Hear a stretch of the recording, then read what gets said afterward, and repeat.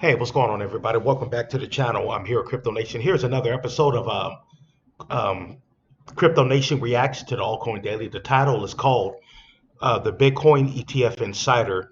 Most people don't realize what's coming for cryptocurrency.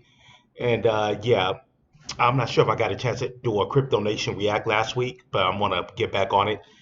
Um, this is like one of the things that I like doing on my channel to do the reaction video on the Altcoin Daily. They got 1.38 million subs, so they have a pretty big community. And let's see what they're talking about. 21 shares from, I talked to people from Hashdex, I talked to people from Bitwise and VanEck, and probably others. Who gives us an exclusive update on these 11 massive companies who just launched spot Bitcoin ETFs. These guys, their work starts next week, right? They have meetings lined up out the wazoo all next week to go do what David was just talking about, and going to talk to these advisors and clients about these products. As James shares what's next for Bitcoin. Right, so all of these issuers are going to have people starting next week going to talk to people about these. And to his point even further, they're still not going to buy next week. Make sure you watch the whole video if you own crypto. The conversation's going to happen. They're going to get more interest. They're going to pay attention. They're going to do their due diligence. Maybe some of them will be interested in it, but it's the conversation that's going to be happening.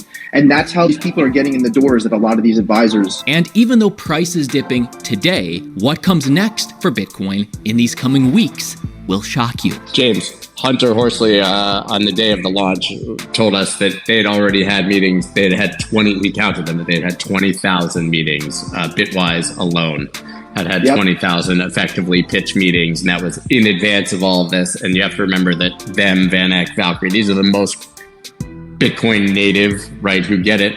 I think that the bulk of these haven't even gone on that roadshow yet. And then, as you said, first they got to convince the RIAs and the institutions, and then they have to go convince their clients. So it's probably a 6-month trickle just to even get the ball rolling. Now, this exclusive audio comes from Crypto Town Hall streaming live on X Spaces, and the sheer amount of volume we've seen in the first few days is nothing compared to what's about to happen. Let's listen in.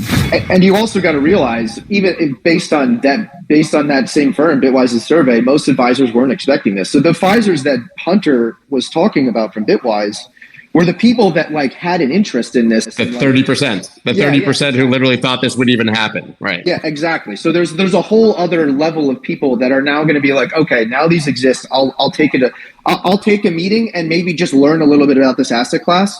That's where we're at with a lot of these people. So it's going to take time. And while inflows crushed outflows, there are still some wonky things like settlement delays that you need to be aware of. Click the like button if you appreciate me keeping you up to date on this alpha. But it seems like since then, very clearly, inflows crushed outflows. I mean, James, is that correct? That's my impression. Yeah, I think so. There's a lot of wonky things going on here. I'll just walk through them a little bit. These are things I plan to write about this week. But essentially, there's two fundamental things that are causing lags in exactly what's going on in the market.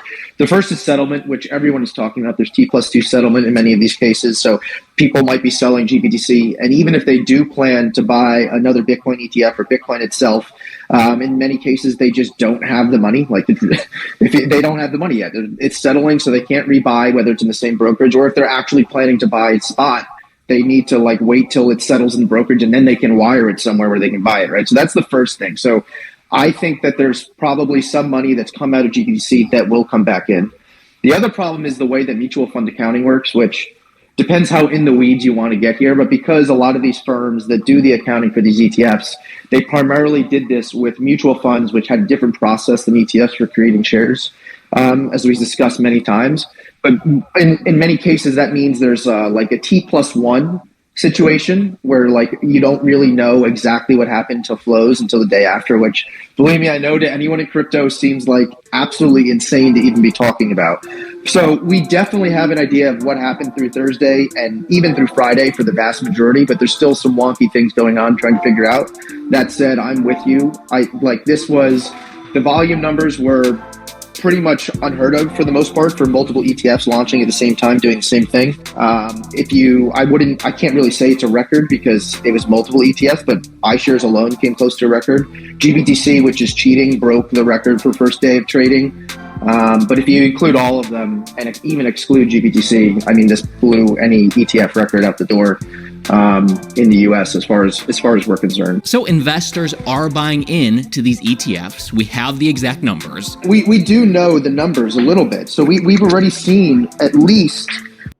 Esteemed colleagues and crypto enthusiasts, I'm Michael Saylor, the guiding force behind MicroStrategy. Today marks a pivotal moment in our journey and a significant turning point for every Bitcoin advocate globally as we step into 1.4 billion flow into all the new ETFs. At least 1.4. They could be also suffering from some of the same settlement and T+1 mutual fund accounting issues that GBTC is. So I've been saying, every time I was on here, I was like, guys, don't worry too much about the first few days. There's going to be a bunch of money that comes in, but a lot of it is going to be recycled. And I was trying to say, it's going to be about figuring out how much of this is recycled. We're probably going to see money. We're already seeing it. We're probably going to see money flow from other ETFs around the world, primarily Canada. We're going to see it from futures products. Futures themselves had a huge unwind during this whole thing. And also Bitcoin itself was, by any technical metric and even structural network based on the futures market, was overbought. So that's kind of how I'm looking at it. That said, just give it time, give it time before these things are operating. These guys are not going to buy. It's going to be even longer than what you were talking about. Some people might be waiting for what you're talking about a little bit for the dust to settle, because GBTC is still trading a little bit of a discount, large for multiple reasons, which we can get into, but it's going to happen over the coming weeks and months. So the first week will be when I think I'm planning to check back and be like, how did this actually go? So we'll know at the end of this week. So the bottom line is, we always expected a bit of buy the rumor, sell the news. A 15% dip in bull markets is very normal. And even taking a look at the infamous rainbow chart for Bitcoin, we're in the darker green band currently, which is the time to accumulate. Any other time in Bitcoin's history, if you would have bought in that dark green band, hey, it might have dipped. It may have gone lower, but over time, if you were willing to hodl past the yellow, past the orange, the upper bands are when you sell, the lower bands are where you buy. And if we take a look at where this chart says that we should be by this year's halving, and again, does not mean this has to happen. This says keep accumulating at any amount under 51,000, hold in the 67 to 89,000 range, and anything above 90,000, that's the time to take profits. In a few weeks, let's check back into this, see where we are. Breaking news for altcoins, Google Cloud joins Flare Network as a validator.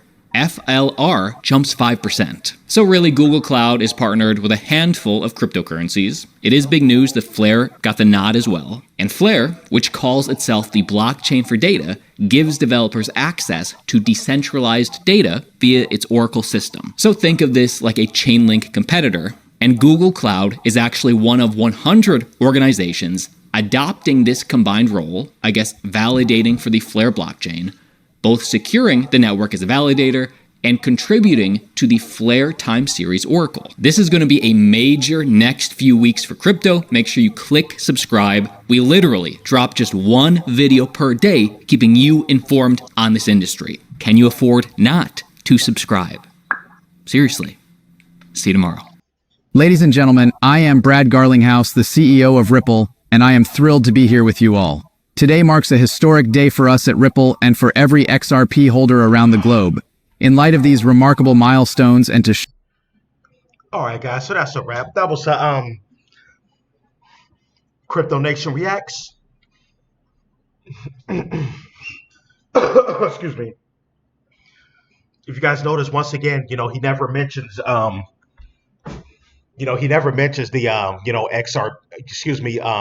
ICP when he talks about Chainlink and Google, all the clouds, connecting the blockchains and all that.